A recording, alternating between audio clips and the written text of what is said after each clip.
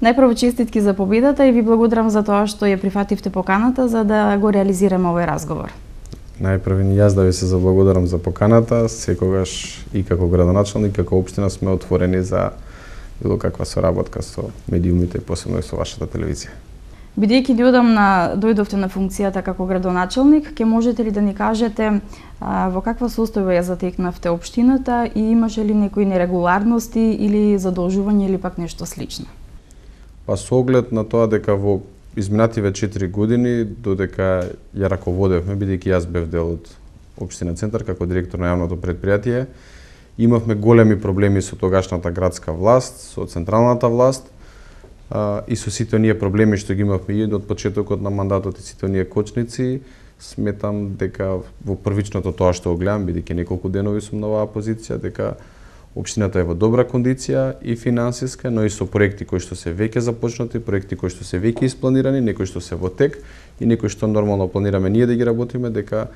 во тој поглед се е во добра кондиција општината. Сега некои работи се подобро сменети на централно ниво, кое што нормално ние како општина зависиме, но и на градско и градот Скопје, кој што ни од големо и круцијално значење, така да сметам дека сега тоа само треба да го подобриме. Голема прашина се крена околу проектот Скопје 2014. Каков е вашиот став околу ова прашање? Ќе има ли одстранување на некои од спомениците? Да, веќе уште од денес и утре ќе започнеме неколку постапки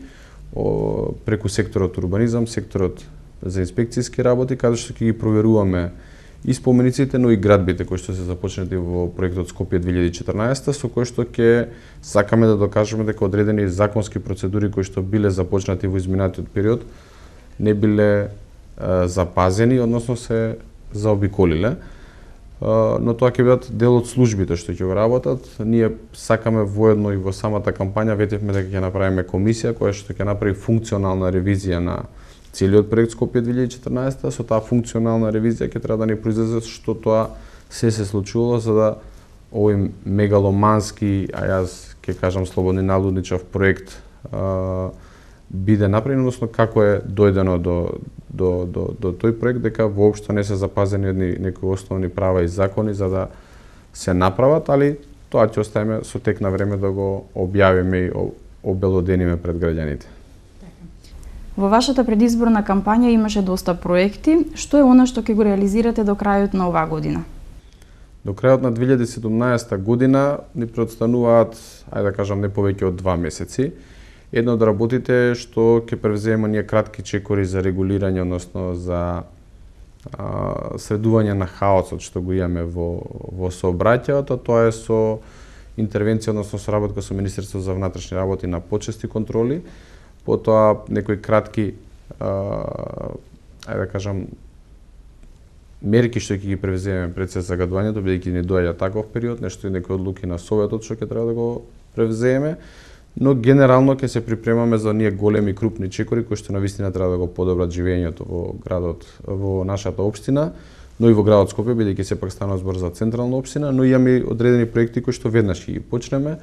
Тоа е веќе со отпочнување на улицата Ѓуро Ѓоновиќ, чекаме само согласност од општина Аеродром, тоа е еден капитален проект кој што 50 на години нема никаква реконструкција во тој дел на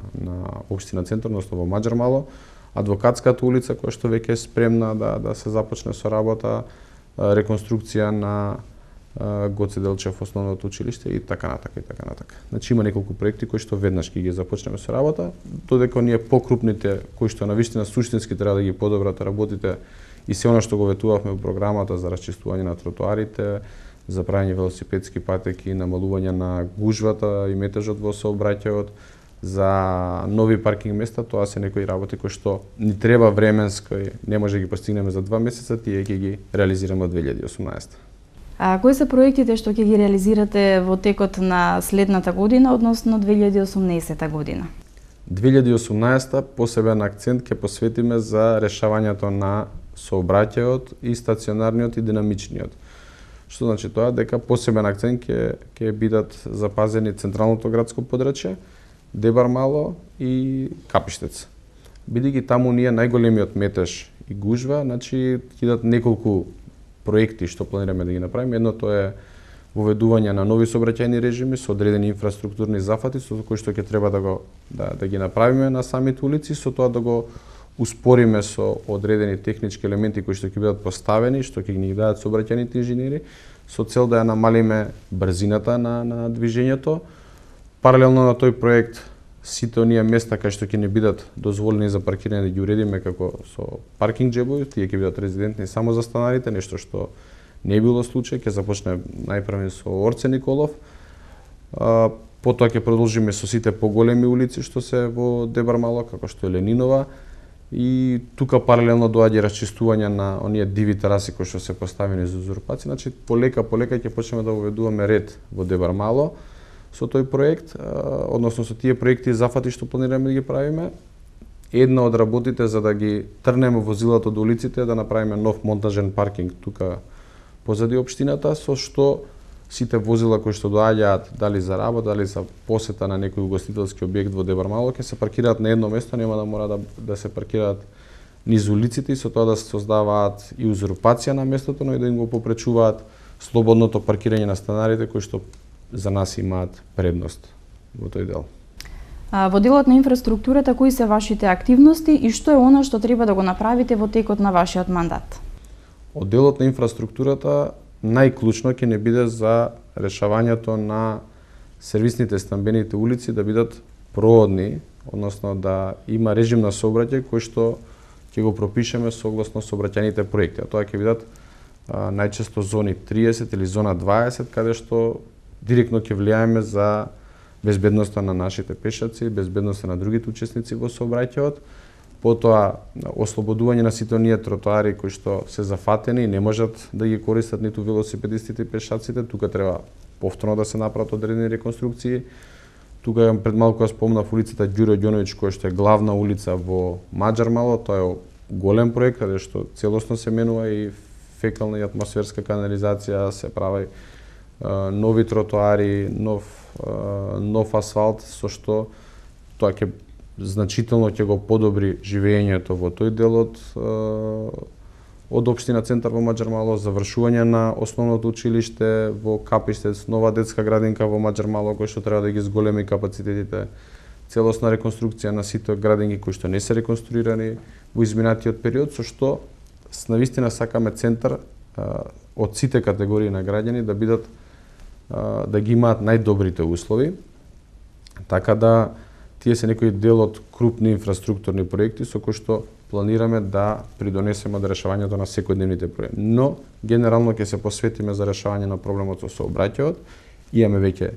воспоставени механизми, методи со кои што тоа ќе го направиме и проекти, ослободување на тротоарите и нормално подобрување на условите на сите категории на граѓани како што го зборев. Една од клучните цели кои што веќе започнавме да ја работиме, тука нормално ќе ми треба поддршка и од Советот на општина Центар, е воведување на некои стандарди кои што ние како општина Центар мислам дека ќе се разликуваме од сите останати општини во издавањето на дозволи, донесувањето на детални урбанистички планови, со што ќе воведеме правило дека се што ќе се гради, се што ќе се прави во општина Центар ќе биде по план и со тоа ќе ставиме една линија со која што ќе застане на урбанистичко дивење кој што ни се случува пред се и во главниот град, не само во општина Центар, и ќе градиме нешто по терк, така да не се гради само во интерес на инвеститорите, него се што ќе се прави да биде пред се во интерес на граѓаните кои што живеат. Се разбира. Сметате ли дека има недостатоци во образованието и што е она што вие ќе го направите за учениците од општина Центар? Спомнавте дека ќе има некои инвестиции нели во градинките, меѓутоа што друго? Ние сакаме во општина Центар децата и од предшколската, и во школската возраст да ги имаат најдобрите услови. Ние ќе продолжиме со многуте позитивни мерки кои што биле претходно превземени, но и ќе воведеме многу нови. Нас не е целта да на крајот од мандатот целата грижа за децата и од предшколската и од школската возраст биде на општина Центар. Што значи тоа? Ние со изградба на ново модерно училиште и со реконструкција на сите постоечки училишта, со воведување на некои нови методи и мерки, ќе придонесеме за добар образовен процес. Сега ни е малце полесно, бидејќи во изминатиот период не добивавме често согласности од ресорните министерства за кадар, Сега малку тоа ни одли полесно и пред се за во градинките, бидејќи имавме проблем. Општина Центар ги имаше најдобрите градинки услови и ни се зголемува капацитетите, односно ни доаѓа и од други општини деца, така да баш заради тоа, бидејќи другите општини немаа некои мерки превземено со време, мислам дека тоа ќе се смени и со тоа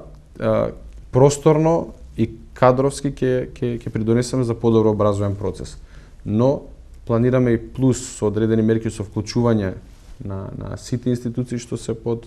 ингеренција на општина Центар, но и во соработка со останатите државни и градски институции да влијаеме врз подобрување на процесот, а тоа ќе биде пред се со размена на ученици, со размена на искуство од побратимени градови, со воведување на дополнителни образовни процеси, воведување на дневен центар кој што ќе треба дополнително после завршување на школата, дополнително децата да се дообразуваат, односно да ги повторуваат некои работи кои што ги учеле. И воедно генерално ќе се погрижиме дека сите спортски клубови што се на територија на општина Центар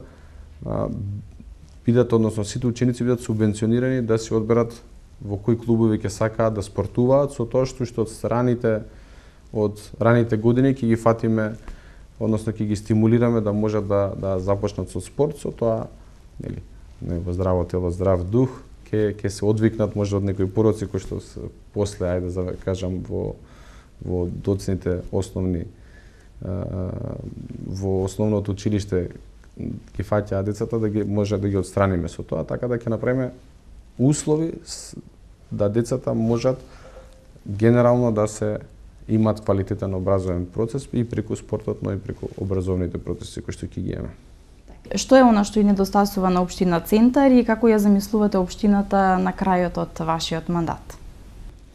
На општина Центар дел од проектите што ги набројав со воведување нели на пред се за новите паркинг места, со ослободување на тротоари, со зголемување на свеста за граѓаните за користење на алтернативен превоз.